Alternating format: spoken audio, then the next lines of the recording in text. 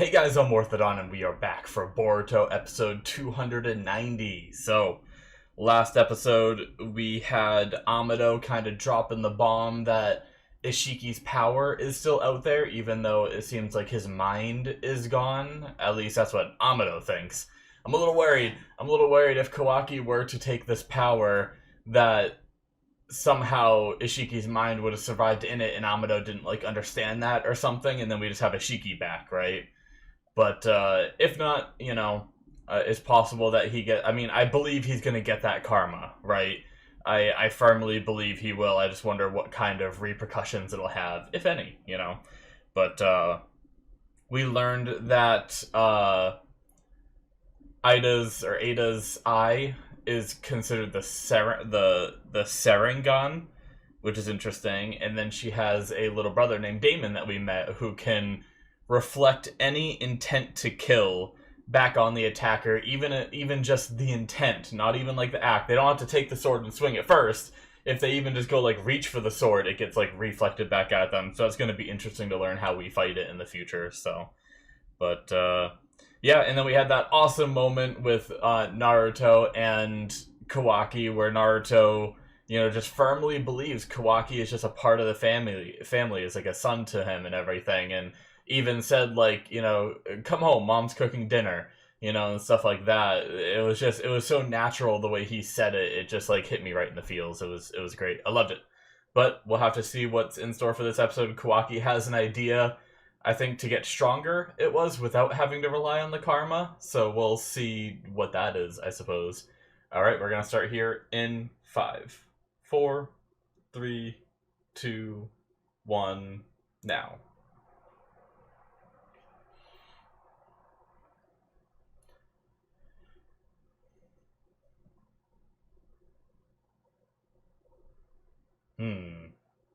Is he being watched?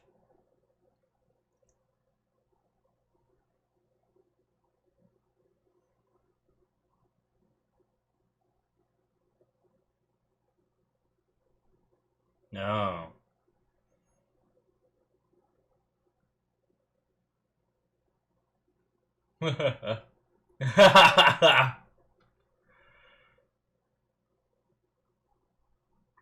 Okay.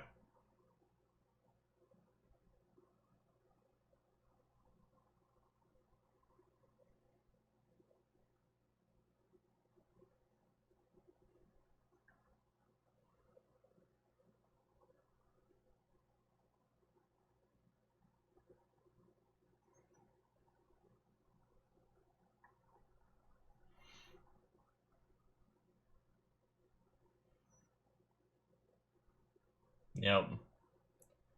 We've seen that.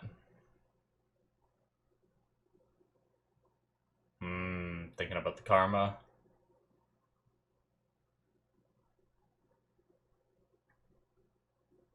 Okay. Did you get an idea, Kawaki? I don't know.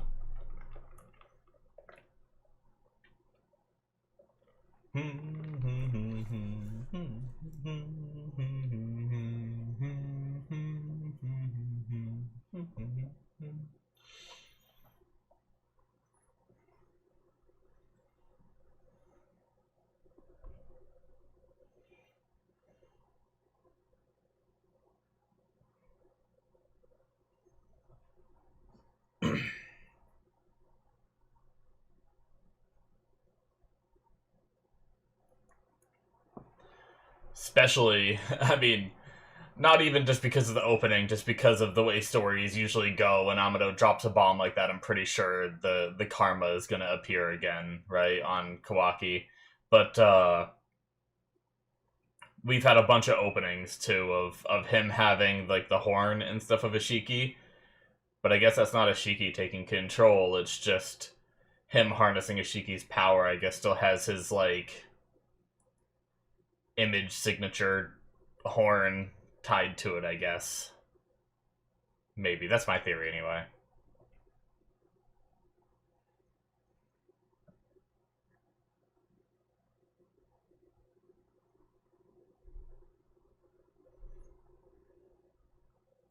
I feel like we haven't gotten a lot from, like, Sarada and Mitsuki for a while. I feel like they kind of took like a backseat. Like they're there, don't get me wrong, but they just have like a couple lines each episode.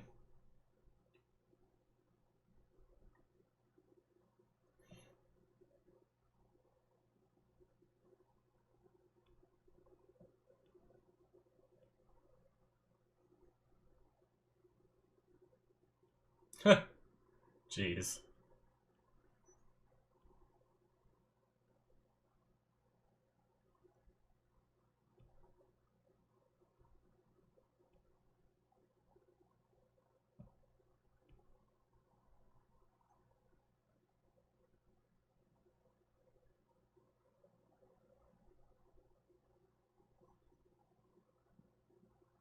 Mmm.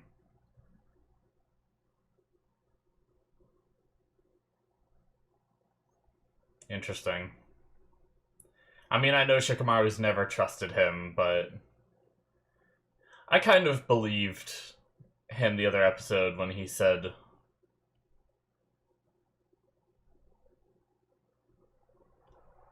he has no plans to harm the Leaf Village and stuff, but that doesn't mean he doesn't have other plans.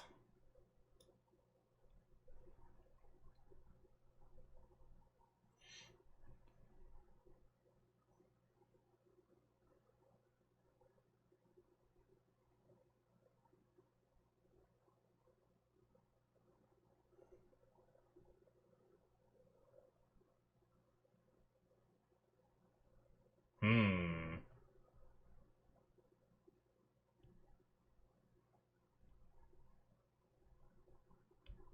Interesting.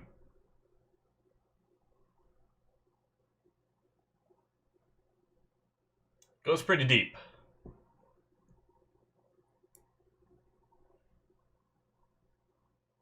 No. He's just prepping.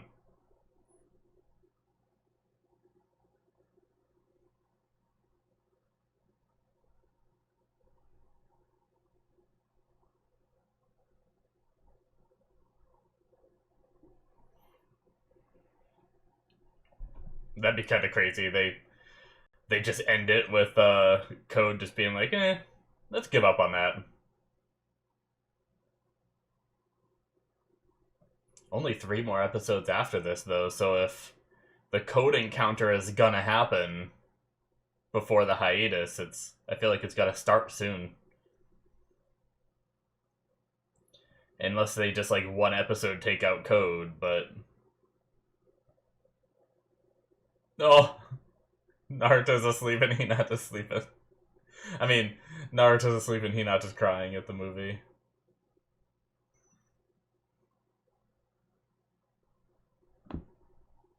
It's such a typical relation. Oh, so creepy.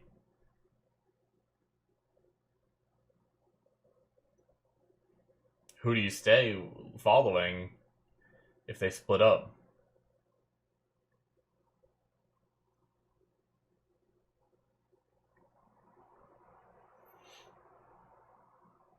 Hmm.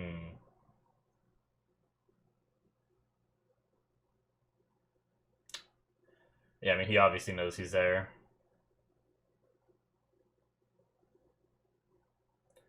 Is he Shadow Clone or something?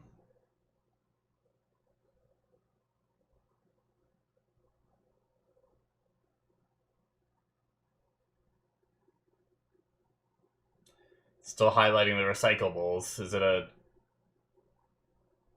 Shadow Clone transformation like Naruto does? Oh.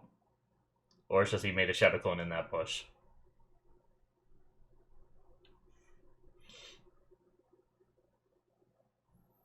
So how does he get it out without that guy seeing, I guess?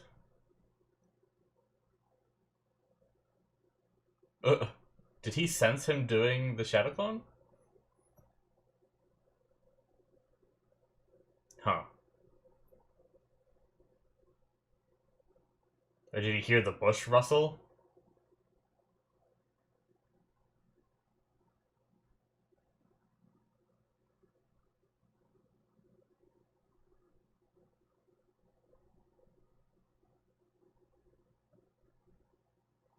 What?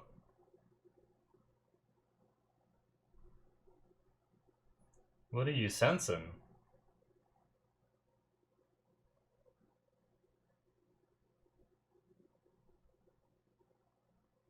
Okay, so he can just sense.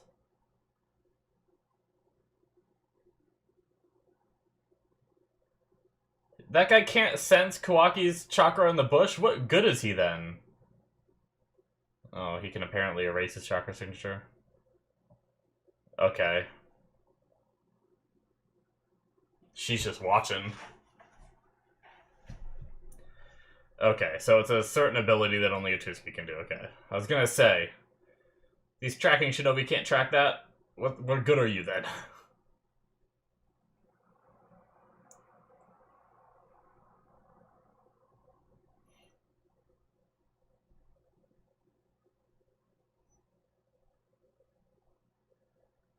Hmm. I'm guessing it's the clone that went in here, right? What is he planning, though? How can he, like... I guess because Boruto is also Otutsukiified, he can sense other Otutsukis who are, like, hiding their chakra.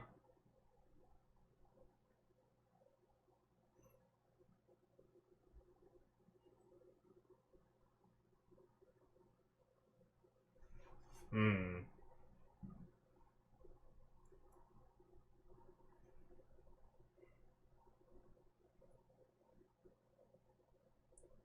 So they're just unaware of the Otutsuki's ability.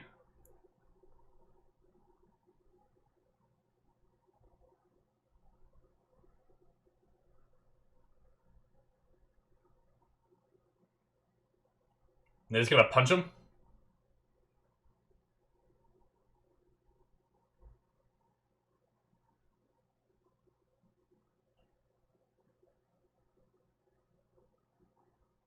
Uh,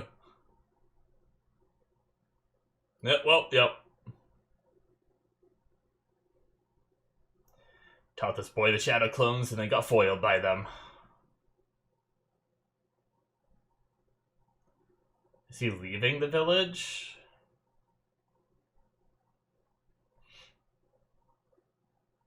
Is he turning himself in to code? To save everyone? Shit, they're just gonna go talk to him.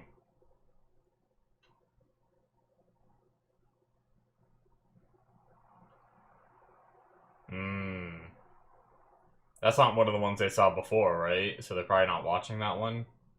Oh. Ugh. I hate that. Yeah, that is gross.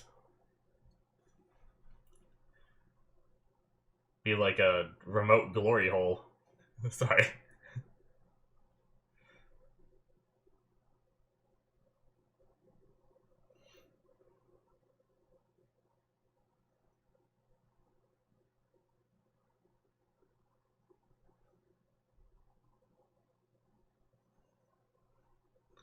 Well, you should probably talk.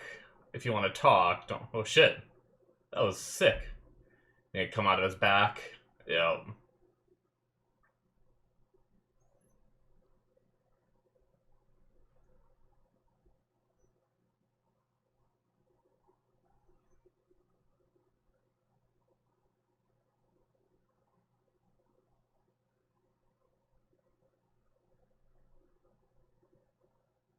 To this guy.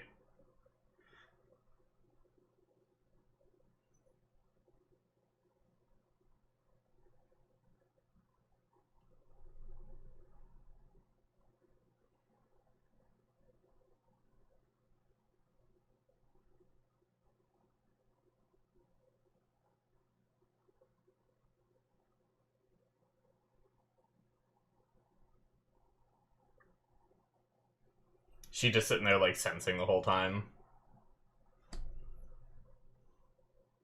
Oh no, she's not even there. That's right. She's remotely talking to them right now. They're not at they're at their house still. Okay. They're all communicating even though they're in different places. I see.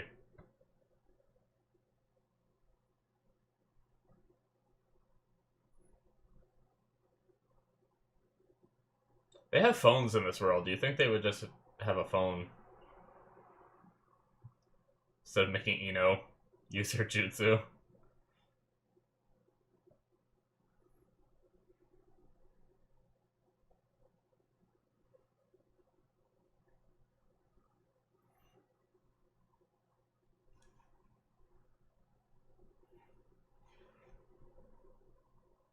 I don't know.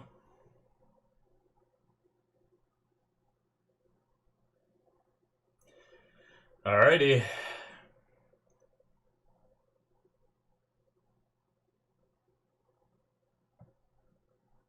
Send some extra people with them. To be fair, you're the one that started off violently.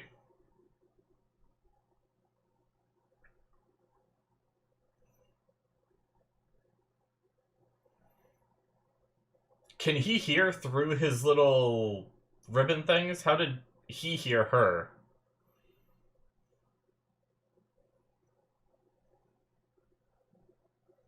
Yeah, I'm sure that didn't do anything. Even though it looked effective. Jesus. Okay, the whole Leaf Village has to know exactly where he is now, right? They couldn't have gotten that far.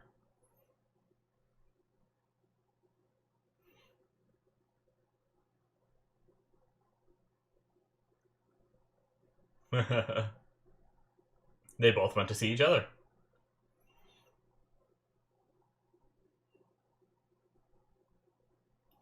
He's gonna try to offer up his life and Code won't take it because he's working with Ada. Yep. Yep. But he won't do it because he's working with Ada. Ida. That's what it is, right? Why does it sound wrong?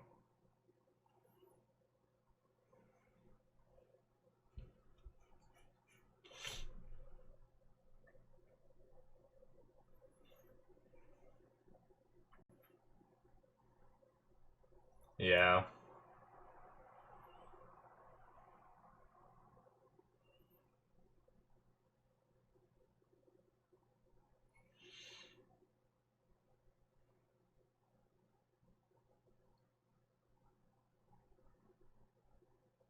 Yep. As soon as I realized what Kawaki was probably doing, I realized it wouldn't work. Don't touch my feet.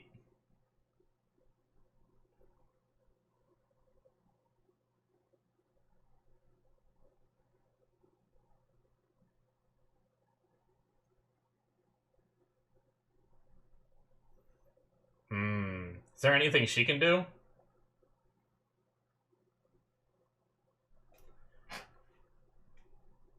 I don't know if there's anything she can do to stop Code right now. Maybe she was here.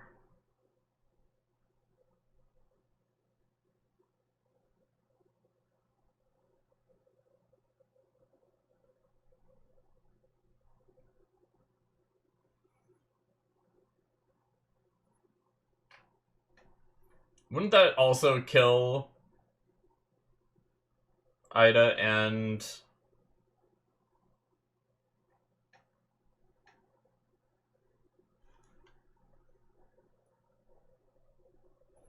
Like, she's listening, right?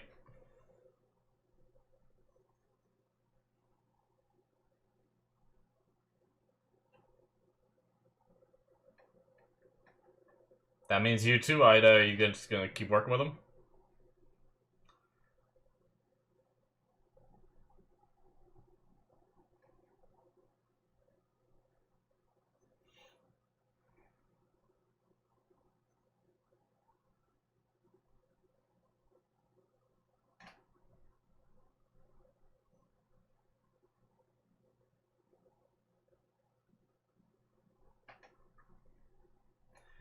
I feel like that's gonna make him even... Oh shit, they're just taking him. Oh, Boruto's gonna show up. Alright.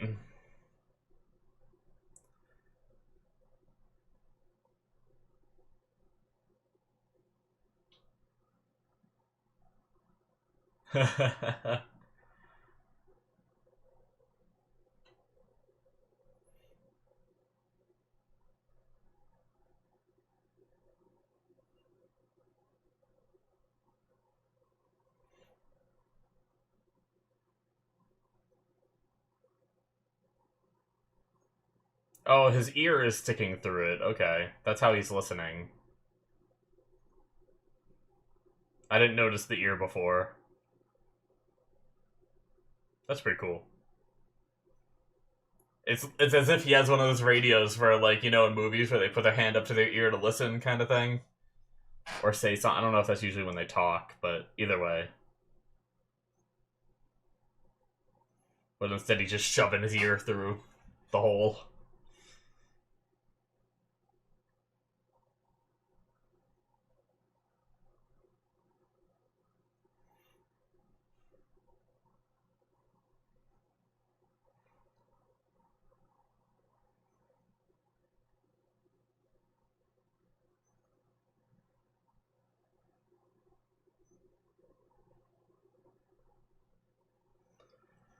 Man.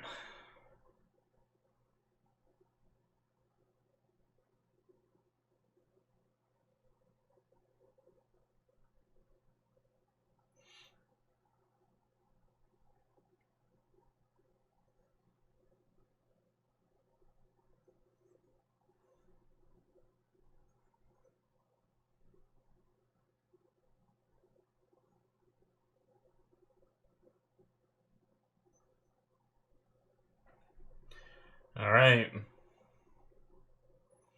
I don't know if making, like... Not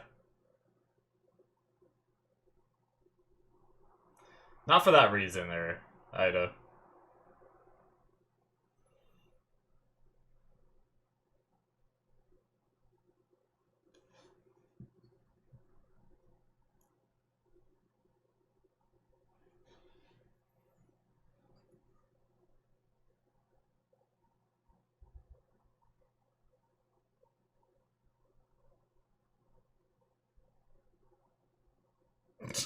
She's blushing.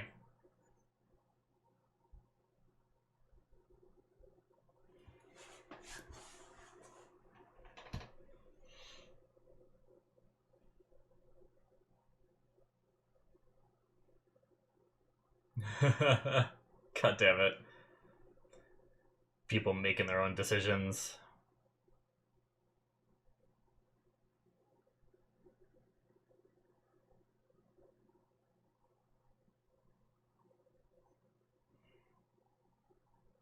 Yeah.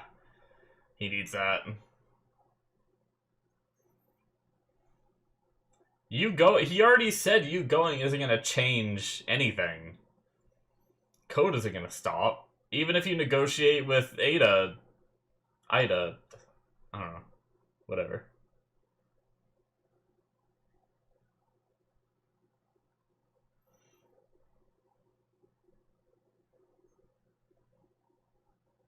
Uh-oh. Oh no! She's gonna fall in love with Boruto instead. Oh shit, here we go. Ah, of course it's gonna end there. God damn it. Frickin' Ida. Oh no, what is this? Oh my. He's so cool. Oh, of course. Boruto's cock blocking Kawaki and doesn't even know it.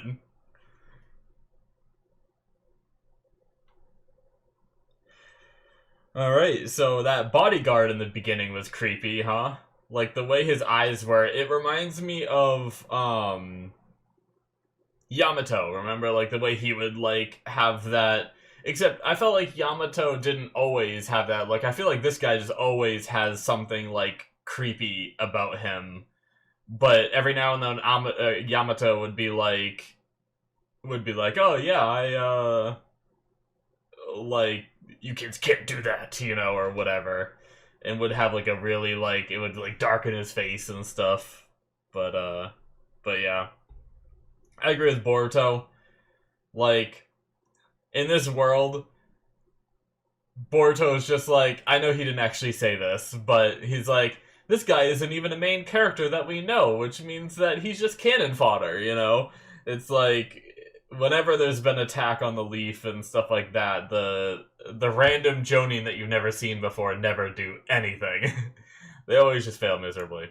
Alright, guys, that is it for episode 290. Okay, so it seems like, I don't know, this doesn't feel like a final encounter because Code wasn't planning on coming here to fight. He was even trying to get out of here, too, you know? Like, I don't feel like this is where we finish off Code, which makes me think Code might not get finished off before the hiatus. We'll see. I mean, there's still 3 episodes left. Maybe Boruto is so aggressive that the problem is Code can at any time just do a scratch under him and poof, right? So like, I feel like how do you fully defeat him unless you can be so heavy on offense that you keep him from doing that, or he gets suckered into his own anger, right, and need for revenge that he stays and fights to the end, right? But yeah, I don't know. It just doesn't feel like the way it played out, the way it was encountered. Like if Code was like, "Hey, I'm ready now," and like came for revenge immediately, I'd be like, "Okay, maybe he'll stay until he dies because he's like ready for this." But yeah, it just didn't feel like he was ready for it. So to me, it doesn't feel like this is where he's gonna die and leave the story. But since there's only 3 episodes left, and theoretically there might be a time skip next, I wonder what their plan is for Code. Does he just buy time for the whole time skip, right? I don't know. But I guess it also would feel a little better. I don't know. There's something weird where, like, I don't know the age difference between Kawaki and Boruto, but Kawaki looks so much more mature than Boruto does, whereas, like, you know, with Ida being like, "Oh, you know, Boruto's so cool," there's something like creepy where like Ida looks like she could be either late teens or early 20s kind of thing, and Boruto looks like a 13-year-old or something. I don't know what he's supposed to be here. Maybe 14, 15. But yeah, so it's like not that big of a year difference, but at least when you're thinking about age of consent in our world, it's a little creepy, you know? But if she like starts to have these feelings and then we time skip, you know, then she could, you know, fawn over him all he wants. I wonder how old Boruto's supposed to be in the time skip, because whenever we see him, he looks like he's older than Naruto was in his time skip, right? I wonder what in Naruto's time skip he was supposed to be like 16 or something, right? After the time skip, he like left when he was like 12 or 13, and then they left for like a couple years or something, like 2-3 years, and came back. But yeah, I wonder, because he does look like a bit older. Like, if I think it'd be really cool if it came back and like time skip to Boruto being like in his early 20s or 18 or something, right? Like, I would just love, like, even though Shippuden did feel like more of an adult story, it would be cool to have like an actual like adult, because there was that whole thing where like, oh, they're still supposed to be like 16 or whatever, you know? So I had that under my mind for like most of Shippuden and everything. But either way, we had the line with Amado and Shikamaru talking about love and I wrote down love and optimism. Well, that's me being an optimist for you.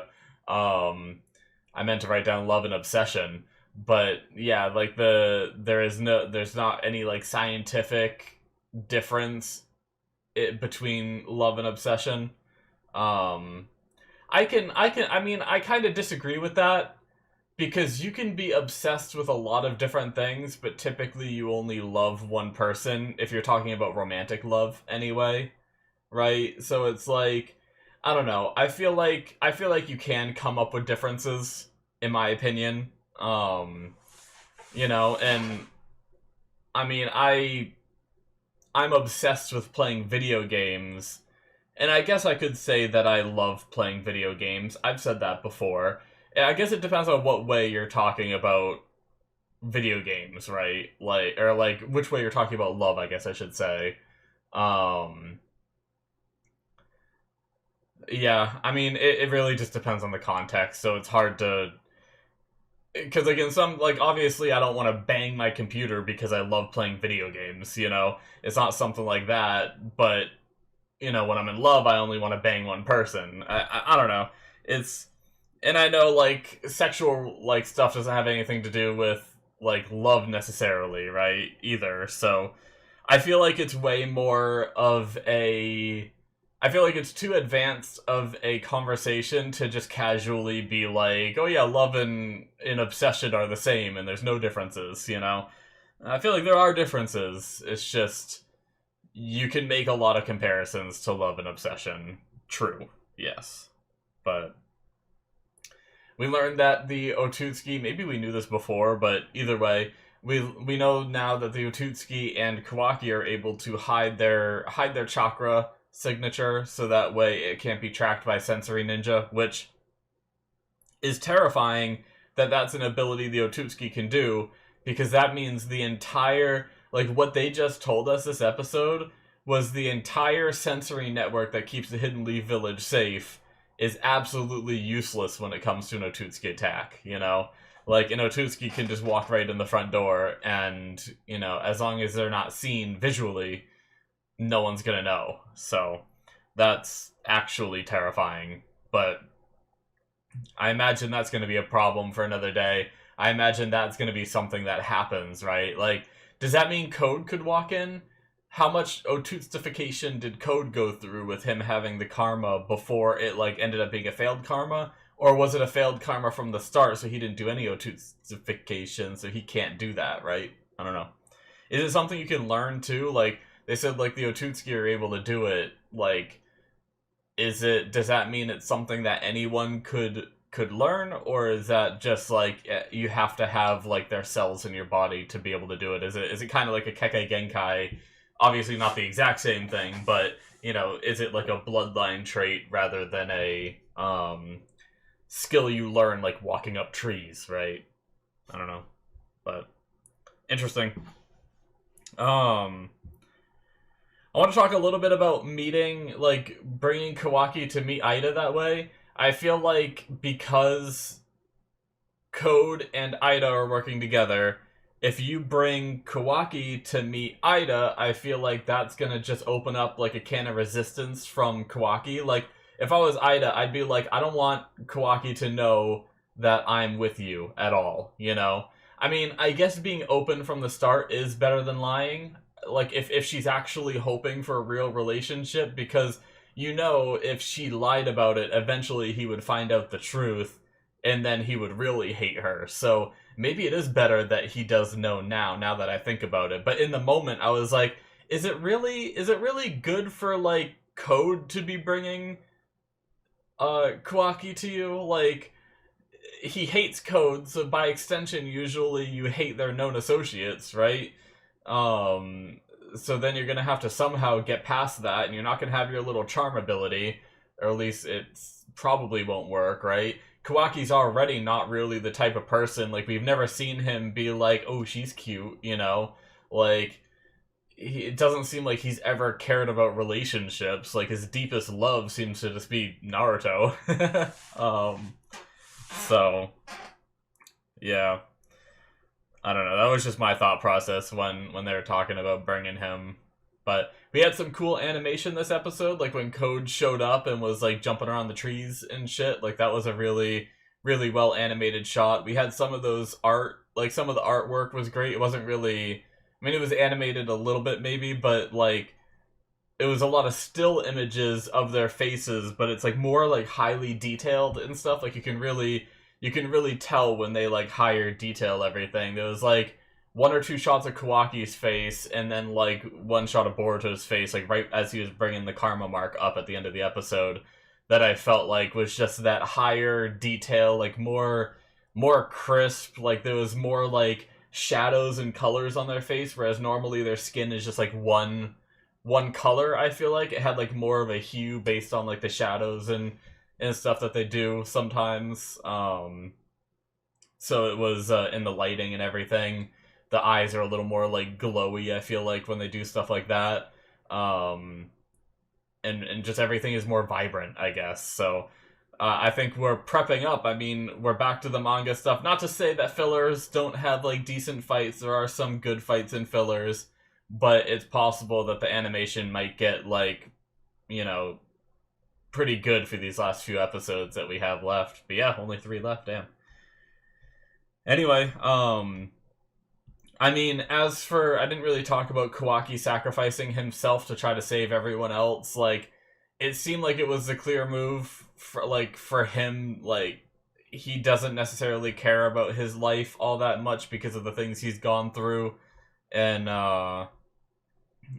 he hates that all this has been dropped on the Leaf Village's doorstep, partially because of him, but not entirely because of him. Like, the Leaf Village didn't have to take him in the way they did, and maybe if they didn't, they wouldn't have to. But then, obviously, if they didn't, Kawaki probably would have been captured again or something, and then, you know, Ishiki might not even be dead now because we might not even have really known about him. I guess they were, like, learning about the Kara and everything before they met him, right? So maybe that encounter would have happened anyway, but I can see why Kawaki would blame himself for a lot of these things that have gone down, and try to be like, hey, kill me, and then, you know, leave everyone else alone. But obviously Code just wants to kill everyone. I figured that was going to be the case. And then on top of that, he also has this deal where Kawaki's the one person that he can't kill. Obviously, Kawaki didn't know that when he went, though. So, but I'm glad Boruto went there and tried to stop it. Now, I don't know. I think it's possible that Kawaki could get nabbed, you know, and, you know, maybe Boruto does pretty good in this fight or something, and Code has to run because he can't handle Boruto without having his power unsealed. So maybe he yoinks Kawaki, leaves, and that is like the end of this, and then we time skip before Boruto and Kawaki ever reunite again, kind of thing. I don't know. But yeah, I think that's going to be it for me, guys. I don't really have much more to say. I'm really looking forward to these next few episodes, though I wish I could watch them right now, but I don't have time. But yeah, thanks so much. Hit that subscribe button if you enjoyed. Check out my Patreon. You guys can see 2 more episodes right now if you want to through the early access tier. Check that out if you're interested. There's also more shows through the exclusive tier. Check it out, and I'll see you guys in my future reactions. Bye-bye.